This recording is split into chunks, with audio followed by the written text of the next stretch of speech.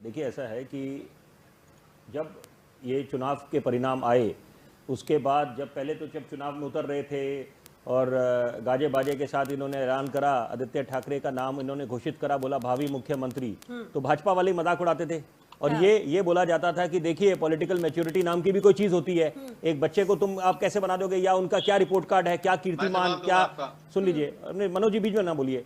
देखिए दूसरी बात, अब वही पॉलिटिकल इमेच्योरिटी जो आपने दिखा दी, आपने अजीत, मैं थोड़ा सा आपसे वो इत्तेफाक नहीं रखूंगा श्री जब आप बोलेंगे कि उनके कंधे पे रखकर, देखिए आपने उन पे भरोसा जताया, भाजपा ने अजीत पवार पे भरोसा जताया।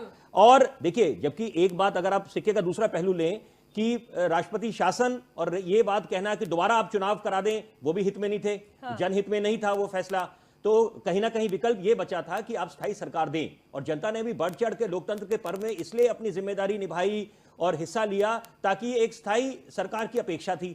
अब वो उनको नहीं मिली, नामो निशान नहीं था, 1 महीना हो गया और कहीं नामो निशान नहीं, बैठकों के दौर थमने का नाम ही नहीं लेते थे।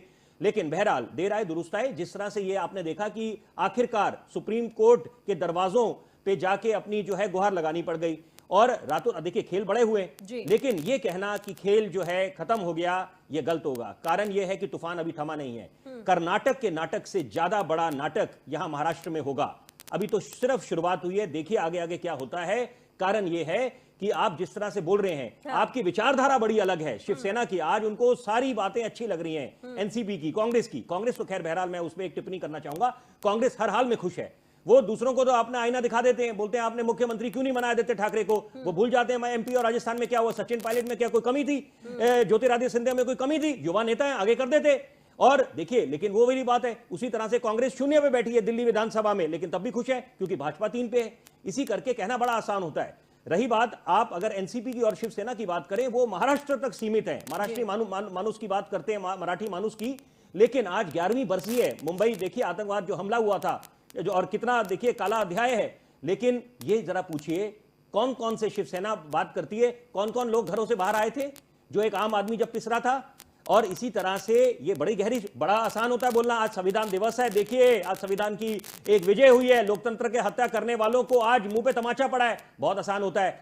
लेकिन हम ये क्यों भूल जाते हैं सृष्टि, हम ये बात क्यों भूल जाते हैं दोनों में, क्योंकि आज आप आंकलन कर रहे हैं, आप कर्नाटक का भी जिक्र करते हैं इस चर्चा में। देखिए दोनों राज्यों में भाजपा जो उभरी थी, सिंगल लार्जेस्ट पार्टी करके उभरी थी, तो उनका बिल्कुल उनका हक बनता था कि आप उनको अपना जमाएं और उसी तरह से वो आगे आए। लेकिन ये कहना, देखिए आपने बोला चाणक्य फैक्टर, देखिए चाणक्य फैक्टर बड़ा अहम हो जाता है। आपने बोला शरद पवार का कद कितना है, लेकिन मैं उसका दूसरा पहलू देख रहा हूं इस समय। आपने वो बोलना बड़ी अच्छी बात है, अगर हम थोड़ी सी चर्चा एक आम आदमी के दृष्टिकोण पे ले जाएं तो कितना अच्छा रहेगा। आम आदमी की क्या अपेक्षा है, उसको अच्छे दिन चाहिए, उसको सरकार चाहिए। मुंबई में हजारों ऐसी समस्याएं हैं जिनका समाधान कुछ नहीं होता, मानसून होते हैं, बारिशें होती हैं, पूरा मुंबई ठप हो जाता है। तो विपिन जी आप देख ही रहे हैं, हर कोई जोड़ तोड़कर सरकार बनाना ही चाह रहा है, लेकिन जनता के बारे में सोच बस मैं एक बात बोल के विराम दूंगा। देखिए अब क्या होगा, अंग्रेज तो चले गए, अपने अंग्रेजी के शब्द वेंडेटा वाला छोड़ गए।